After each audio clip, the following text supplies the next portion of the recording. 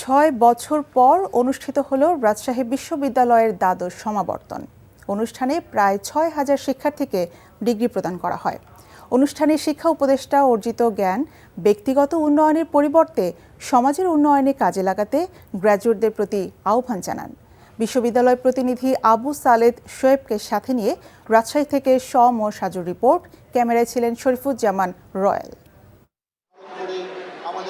কয়েক বছর পর ক্যাম্পাসে ফিরে পুরনো বন্ধুদের দেখা পেয়ে আবেগে আপ্লুত শিক্ষার্থীরা। স্মৃতির মুহূর্তগুলো ফ্রেমবন্দি করে রাখছেন সবাই। বন্ধুদের কাছে পেয়ে স্মৃতিচারণ করেছেন স্বপ্নের ক্যাম্পাসে বন্ধুদের সাথে প্রথম পরিচয়ের সেই মুহূর্তগুলোর। এর মাঝে ব্যতিক্রম ছিল রাজশাহীর পুঠিয়া উপজেলার 3 ভাই বোন।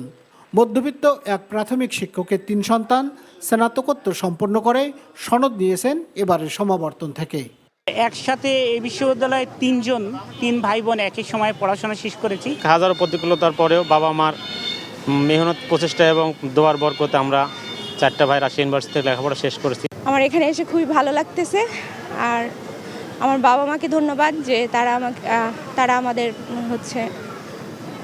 ভাই বোনদের লেখাপড়া শিখিয়েছে। সমাবর্তনে সভাপতিত্ব করেন শিক্ষা উপদেষ্টা অধ্যাপক চৌধুরী রফিকুল আবরার। প্রধান বক্তা ছিলেন বিশ্ববিদ্যালয় মঞ্জুরি কমিশনের চেয়ারম্যান অধ্যাপক SM.A. ফায়েজ। তারা বিশ্ব নাগরিক হিসেবে টিকে থাকতে প্রতিনিয়ত নিজেদের পরিবর্তনের পাশাপাশি নিজ নিজ অবস্থান থেকে নাগরিকদের অধিকার আদায়ে পাশে দাঁড়াতে গ্র্যাজুয়েটদের প্রতি আহ্বান জানান। একজন শিক্ষিত ব্যক্তি, একজন সচেতন নাগরিক, তাদের হয়ে দাঁড়াতে হবে। যেখানেই থাকি না কেন, যেই সরকারি আমলা হতে পারি, একজন সামান্য চাকুরে হতে পারি, সেটা হচ্ছে ন্যূনতম কাজ যেটা আমরা জনসম্পৃক্ততা যদি আমার থাকে, আমার সেই কাজটি আমার করতে হবে। প্রতিনিয়ত পরিবর্তন হচ্ছে এবং তোমাদেরকে ওয়ার্ল্ড ক্লাস সিটিজেন হিসাবে টিকে থাকার জন্য নিজের মধ্যে দিয়ে পরিবর্তন ঘটাতে হবে। সমাবর্তন শেষে আবার কর্মব্যস্ত জীবনে ফিরে যাবেন গ্র্যাজুয়েটরা। শিক্ষা সনদের পাশাপাশি সাথে নিয়ে যাবেন ক্যাম্পাস জীবনে সেই বন্ধুদের শুভকামনা আর ভালোবাসা।